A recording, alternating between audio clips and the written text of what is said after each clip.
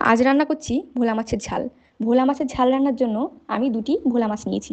ভোলা মাছ দুটিকে কেটে ধুয়ে পরিষ্কার করে নিলাম। এবার এর মধ্যে একটু লবণ হলুদ মাখিয়ে রাখলাম।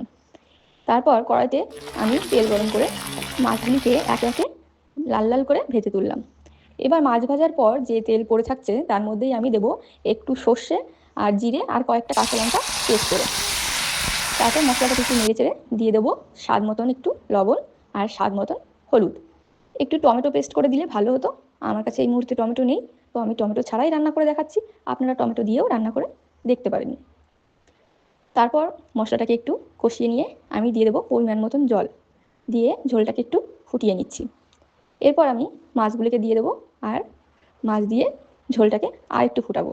2-3 মিনিট মতন ফুটিয়ে নামিয়ে নিলেই হয়ে যাবে ভোলা মাছের ঝাল রেডি। শেষে একটু কুচি কুচি করে ধনেপাতা দিলে টেস্টটা আরও বাড়তো, কিন্তু ধনেপাতাও আমার কাছে নেই এই মুহূর্তে, তো আমি আর দিলাম না। আপনারা দিয়ে অবশ্যই দেখতে পারেন।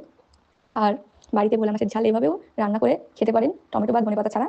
বাড়িতে এভাবে রান্না করে দেখবেন কেমন টেস্ট হয়, আর অবশ্যই কমেন্টে জানাবেন।